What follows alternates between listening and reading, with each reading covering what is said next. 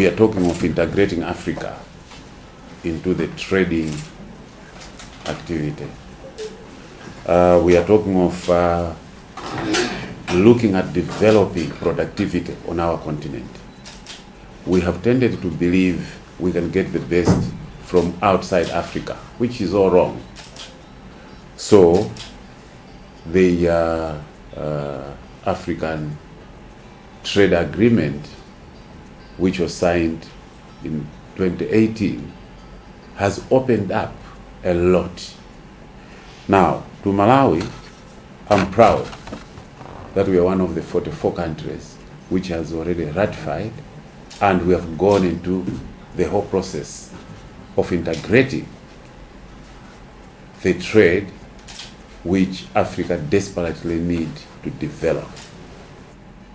It is necessary to make sure that every Malawian at every level, and likewise every country in Africa, everybody at every level must know what we are trying to achieve. The founding fathers of the African Union had a special dream for this continent. In fact, they had even gone beyond to start thinking of creating one country out of Africa. That has not been achieved, but at the end of the day, we are looking at making Africa one country business-wise. Every country has got its own unique products, and therefore you enhance the value chain of that particular product in that country and make sure that you get the fullness of it, and then it's marketed both in country and in the region. And the principle of SADC has always been, you've got a product, you've got 16 countries or member states that can consume that product. Beef from Botswana and Namibia and South Africa can be produced by 13 other countries. Chambo here in Malawi can be consumed by 13 or 15 other countries. So that is this principle. Now, if we've done it well as a region, if we've addressed all these things that we spoke about earlier, all these 16 countries have to address laws to make it simple for businesses to run, to make it easy for these value chains to be closed or to be developed, so that they are the same as the ones that you find in China, they are the same as the ones that you find in America. Therefore, you don't need to get any product unfinished out of the region. It must go as a finished product. We are now executing at a continental level.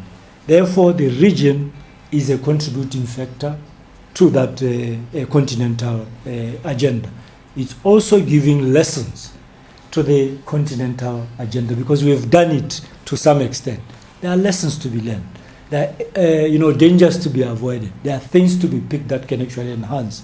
And I think the Africa Continental Free Trade Area has recognized the fact that the regions are already at it, therefore it can collaborate and work very closely with them to enhance and expedite continental integration. From ourselves, I think we're committed as a commission to make sure that we continue the conversation. So at this point, yes, it's at a high level, but we will take it also down to make sure that businesses are really engaged and they know and realize the benefits of the AfCFTA in this sense. So it starts, like I said, it's a series of conversations that we will continue to have in Malawi and elsewhere. And at the end of the 2 days, our hope is that, number one, people will appreciate a little more in terms of the opportunities that are available and where they can get the support to push a lot of the businesses also going forward. So sensitization broadly, but more so to ensure that people understand the opportunities that lie in the African Continental Free Trade Agreement. Thank you so much.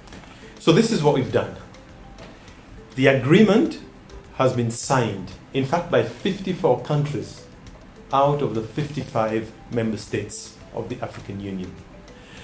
Now, the agreement has been ratified by enough countries for it to start functioning. So trading has begun. This is a tool that we can use to assist Africa in its dream of fighting poverty on the continent. We are the richest continent in terms of what we have, in terms of the resources that we have, in terms of the beauty that we have.